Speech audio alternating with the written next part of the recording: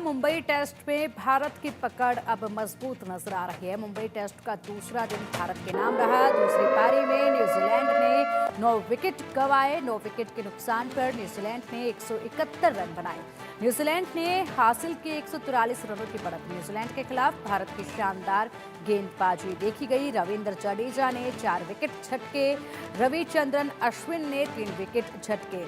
तो देखिए, पहले दिन का जो मैच रहा उसके बाद उम्मीद जो है अगले मैच से काफ़ी लगाई जा रही थी और वो जो उम्मीद थी वो भी देखी पूरी होती। न्यूजीलैंड ने भारत के खिलाफ मुंबई टेस्ट की दूसरी पारी में 143 रन की बढ़त हासिल कर ली। कीवियों ने दूसरे दिन का खेल खत्म होने तक 9 विकेट के नुकसान पर 171 रन बना लिए। टीम इंडिया पहली पारी में 263 रन पर ऑल आउट हो गई और न्यूजीलैंड पर महज 28 रन की बढ़त ले सकी।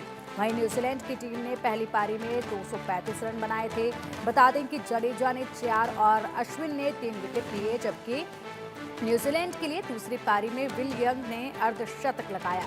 उन्होंने 100 बॉल पर 51 रन बनाए। उनके अलावा Glenn Phillips 26, Devon Conway 22, Daryl Mitchell 21 और मैट हेनरी ने 10 रन बनाए। बाकी 4 बल्लेबाज ढाई के आंकड़ा नहीं छुपाए। भारत की ओर से दूसरी पारी में रविंद्र जडेजा ने सबसे ज्यादा 4 विकेट लिए। उन्होंने इस मैच में अब तक 9 विकेट ही लिए। पहली पारी में उन्होंने 5 विकेट लिए थे। रविचंद्रन अश्विन ने 3 विकेट झटके। आकाशदीप और वॉशिंगटन सुंदर को एक विकेट मिला। इसके अलावा बता दें कि भारत के लिए पहली पारी में गिल ने 90 रन बनाए थे, जबकि ऋषभ पंत ने 60 रन बनाए थे। तो भारत के लिए अब तीसरा टेस्ट जीतने का मौका है। और चलिए अब इसी पर ज़्यादा विस्तार से चर्चा के लिए हमारे स्पोर्ट्स एडिटर मनोज जोशी जी हमारे साथ जुड़ गए हैं। मनोज जी, देखिए, जिस तरीके से पहले मैच पर हमने कल चर्चा की थी और जिस तरीके से खामियां देखी गई थी, उसके बाद कुछ सुधार होता नजर आया, खामियां दूर कर ली गई। कल के इस प्रदर्शन के बाद क्या कुछ राय है आपकी? देखिए, भारत का प्रदर्शन सुधरा है। खासकर गेंदबाजी देखें, अगर आप जडेजा की गेंदबाजी देखें या अश्विन का जो उन्होंने एक तरकश से एक नया तीर निकाला, कैरम बॉल पर उन्होंने 2 विकेट चटकाए, वो काबिले तारीफ थे। क्योंकि अश्विन जो है टीम पर एक तरह से बोझ साबित हो रहे थे, क्योंकि सिराज से आपने बॉलिंग कराई नहीं। तेज गेंदबाज के तौर पर अश्विन चल नहीं पा रहे थे, तो गेंदबाजी में जो ऑप्शंस थे हमारे, वो भी बहुत लिमिटेड हो गए थे। लेकिन इसके बाद उन्होंने जो 3 विकेट चटकाए हैं, वो खासकर रचिन रविंद्र का, वो तो टर्निंग पॉइंट साबित हुआ मैच का। इसके अलावा उन्होंने जडेजा की गेंद पर जो एक कैच लपका है मिचेल का, वो भी काबिले तारीफ था। उसको भी आप एक दूसरा टर्निंग पॉइंट कह सकते हैं इस मैच का। तो इस तरह से भारत इस मैच में है अभी, और उम्मीद कीजिए कि पहली पारी में जो कुछ भारतीय बल्लेबाजों ने किया, जो ऋषभ पंत ने ताबड़तोड़ बल्लेबाजी की, जो वाशिंगटन सुंदर ने कमाल की बल्लेबाजी की, और शुभमन गिल ने जो अच्छी सूझबूझ दिखाई बल्लेबाजी करते हुए, वही कुछ अगर दूसरी पारी में भी रिफ्लेक्ट होता है भारत की तरफ से, और छोटी छोटी पार्टनरशिप्स बने 25 रन की, 40 रन की, 35 रन की, तो उससे भी भारत जो है ये मैच को बड़े आराम से निकाल लेगा।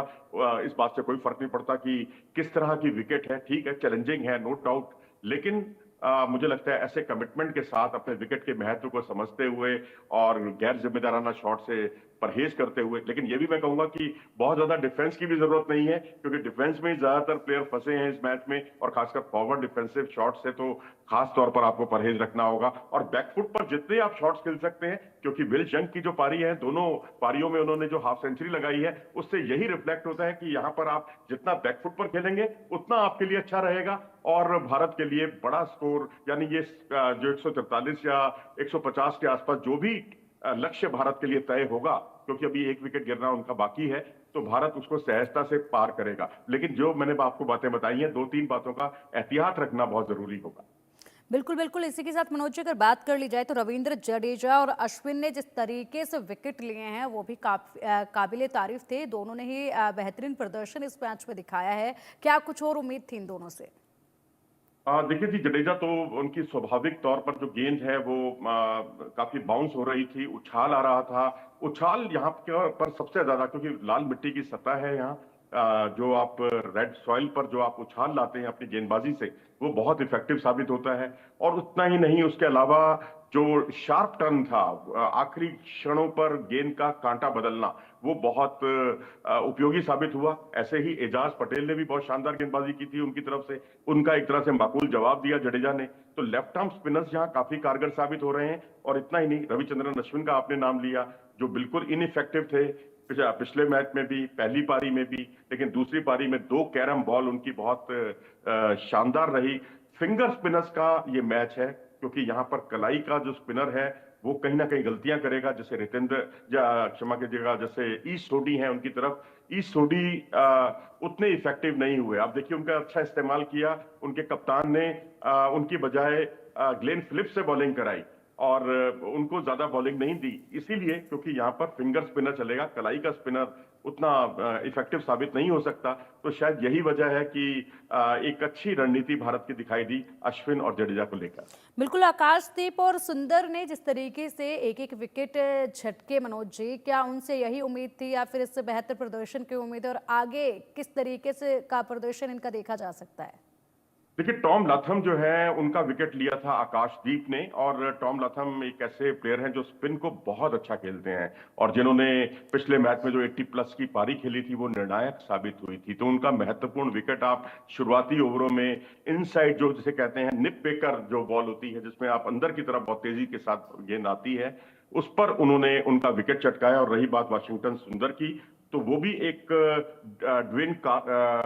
कॉनवे डेवन कॉनवे का विकेट लेने में कामयाब रहे, जो कि फॉरवर्ड डिफेंसिव शॉट खेलने गए थे और उस पर वो गच्चा खा गए और उस पर उनको विकेट मिला।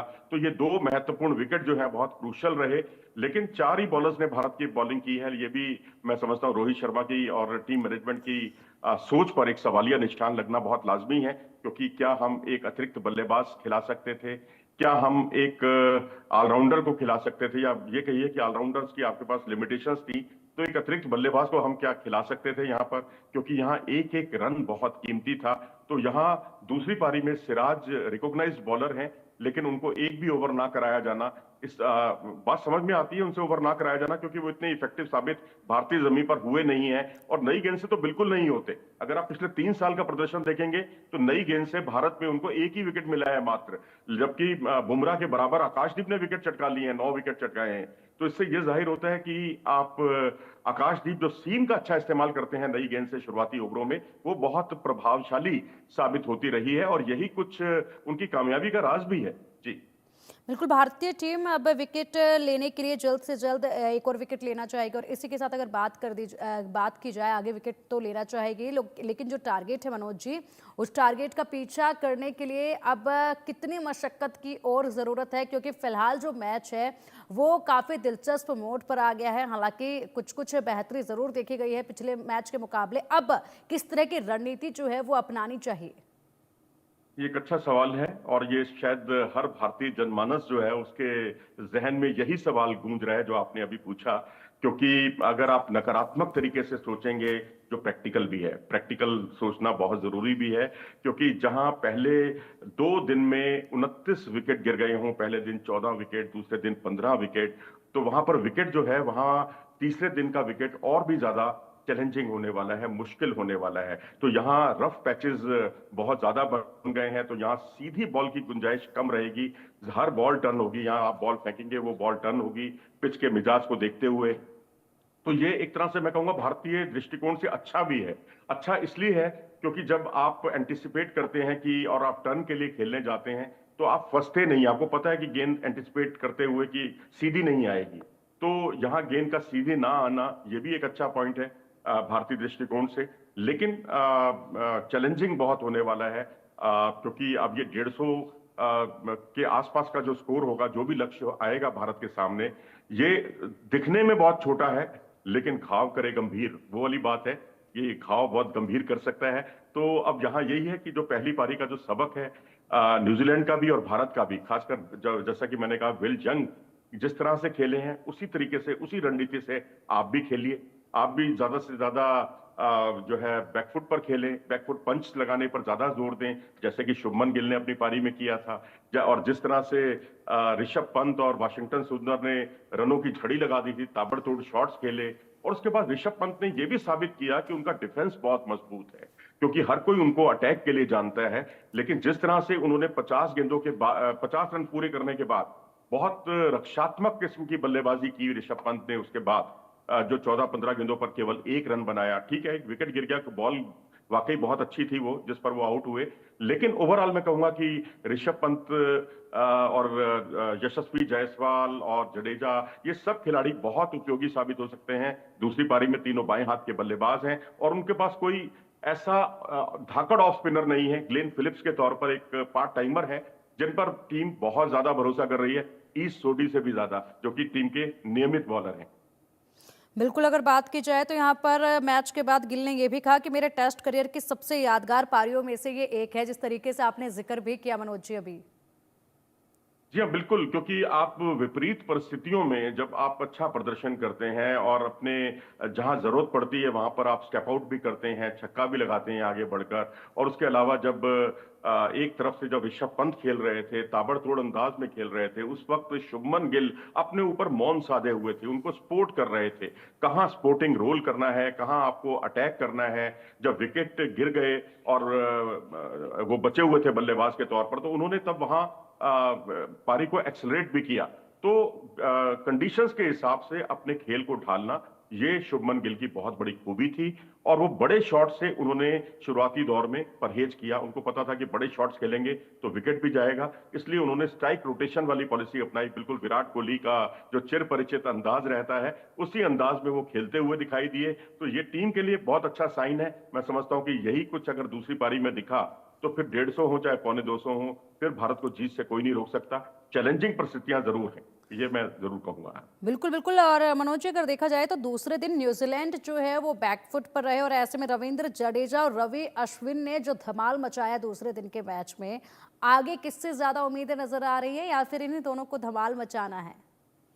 देखिए, अब धमाल मचाने के लिए बहुत ज्यादा कुछ बचा नहीं है, क्योंकि अब एक ही विकेट बाकी है। अब मैं तो कहूंगा कि जो 9वां विकेट गिरा वो बहुत भारतीय दृष्टिकोण से बहुत महत्वपूर्ण था, क्योंकि जब 8 विकेट गिरते हैं तो उसके बाद भी आप एक बड़ी पारी की या बड़ी भागीदारी की उम्मीद कर सकते हैं।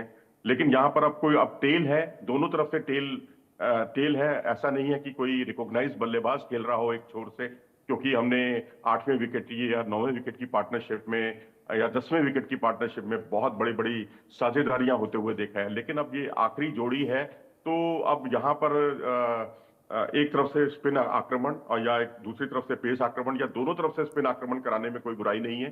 तो आप शुरुआती ओवरों में जडेजा अश्विन आपको गेंदबाजी करते हुए देख सकते हैं। तो यहां से मैं समझता हूं भारत का असली इम्तिहान शुरू होगा, जब भारत के सामने लक्ष्य आएगा और फिर एजाज पटेल जो है, उनके जो स्पिनर है, लेफ्ट आर्म स्पिनर, वो उनको कैसे खेलना है, किस अंदाज में खेलना है, उसके खिलाफ एक रणनीति बनानी होगी भारतीय टीम को। क्योंकि अब मिचेल सेंटनर नहीं है, ये भारत के लिए राहत है, लेकिन लेफ्ट आर्म स्पिनर भारत के लिए बहुत परेशानी का सबब रहे हैं। रोहित शर्मा और शुभमन गिल, ये दोनों अक्सर फ्रंट फुट पर लेफ्ट आर्म स्पिनर के सामने फंसते हुए दिखाई दिए हैं पिछले 3 बिल्कुल साल में। और वहीं विराट कोहली जो है फ्रंट फुट पर फंसे हैं, लेकिन उससे ज्यादा बैक फुट पर फंसे हैं लेफ्ट आर्म स्पिनर के सामने। तो इन 3 खिलाड़ियों को, खास तौर पर एजाज पटेल को, बहुत सावधानी से खेलने की जरूरत है। जी बिल्कुल बिल्कुल बिल्कुल, एक विकेट का अब सवाल है मनोज जी, और ऐसे में मैच काफी सावधानी से खेला जाएगा तभी कुछ हो पाएगा, क्योंकि पहले दिन की जो शुरुआत हुई थी उससे निराशा जरूर हाथ मिली, लेकिन दूसरे दिन बेहतर जो है प्रदर्शन देखा गया। अब ये मुकाबला काफी दिलचस्प मोड़ पर है, देखना होगा क्या रणनीति के साथ भारतीय टीम इस बार उतरेगी। फिलहाल के लिए शुक्रिया आपका इन तमाम जानकारियों के लिए और विस्तार से इस पूरे मैच पर चर्चा के लिए।